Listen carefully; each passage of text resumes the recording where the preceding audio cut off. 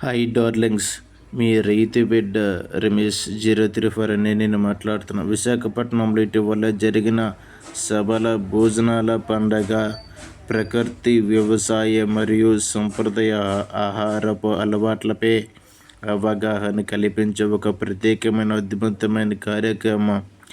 ఈ పండుగకు సంబంధించిన ముఖ్య వివరాలు ఇక్కడ నేను తెలియజేయాలనుకుంటున్నాను.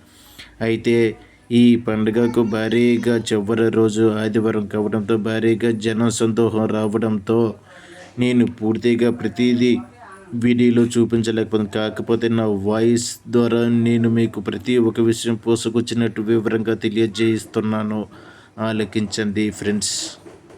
ఏప్రిల్ 1 నుంచి 5వ తేదీ వరకు 5 రోజుల పాటు జరిగింది. సింహాచలం దేవస్థానం గోశాల కృష్ణాపురం విశాఖపట్నం దగ్గర జరిగింది.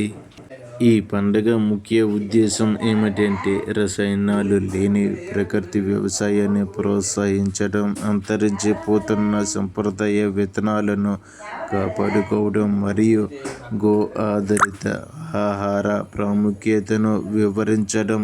ఒక ప్రత్యేకత.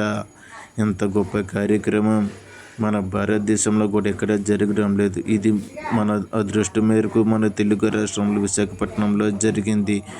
ఈ కార్యక్రమానికి ఈ హాజరు కాలేని వాళ్ళందరూ నా వీడియో ద్వారా మీరు తెలుసుకోవచ్చు.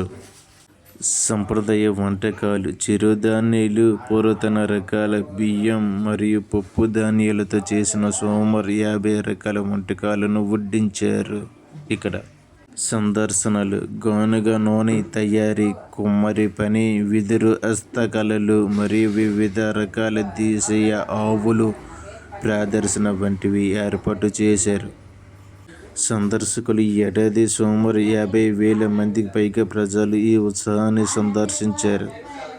శ్రీ విజయరామ గారి ఆధ్వర్యంలో సేవా కార్యక్రమం జరిపారు. పూర్వం తాతలు ముత్తాతల రాజుల కాలం నాటి నుంచి మన తాతల ముత్తాతల కాలం నాటి నుంచి సంప్రదాయ విత్తనాలను, రసాయనాలు లేని విత్తనాలను ఇక్కడ పర్యాటకులకు చూపించి వాటి గురించి తెలియజేసి వాటిని విక్రయించడం కూడా జరిగింది. ఇక్కడ టెంట్ హౌస్లు వేసి స్టాల్లో విక్రయించారు. అయితే వాటి గురించి ఎంతోమంది చాలా తెలుసుకున్నారు. ఈ రోజుల్లో మనం తినే ప్రతి ఒక్క ఆహారంలోనే రసాయనాలు కలుస్తున్నాయి. అది మన ఆరోగ్యానికి ఎంతో దెబ్బ. అదే మన జీవితానికి కూడా ఎంతో కీడు జరుగుతుంది. మన మానవ మనోగత జీవితం కోసం ఈ కార్యక్రమాన్ని జరిపారు. ఈ రోజుల్లో పాత అలవాట్లను వదిలి మన కొత్త జీవన శైలికి, మన శరీరానికి కష్టం లేనిది, సుఖంగా ఉన్నది మనం ఎంచుకోవడం వల్ల మన ఆరోగ్యాన్ని మనమే దెబ్బ తీసుకుంటున్నాం. మన జీవితాన్ని మనమే నాశనం చేసుకుంటున్నాం. దుమ్ము, ధూళి, కాలుష్యంలో మనం జీవిస్తున్నాం.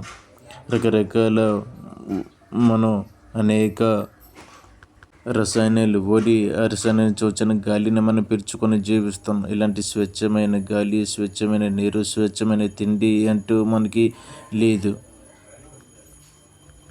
ప్రతి ఒక్కరు ఈ వీడియోను చూసైనా సరే పాతకాలం నాటి అలవాట్లను పాటిస్తారని నేను మనస్ఫూర్తిగా కోరుకుంటున్నాను. మన కోసం, మన భావితరుల కోసం, మన పిల్లల కోసం, అలాగే మన నుంచి మన పిల్లలు కూడా చూసి నేర్చుకుంటారు. పాతకాలం ఆచారాలను పాటించండి. అప్పటి రోజుల్లో ఉన్న ఆరోగ్యాన్ని పొందుదాం. ఇక్కడ వంటకాలు. ప్రతి ఒక్క వంటకం కూడా కంచు వస్తువుల మీద తయారు చేశారు. కంచు అంటే ఇత్తడి వస్తువుల మీద వండారు. అది కూడా కట్టెల పొయ్యి మీదే వంట వార్పు చేశారు. పప్పు ధాన్యాలు, బెల్లం, చిరుధాన్యాలు లాంటివి సేంద్రియ ఉత్పత్తుల ద్వారా తయారయ్యాయి. అవన్నీ ఇక్కడ చూపట్లను చాలా ఆకట్టుకున్నాయి కూడా. Please like, subscribe.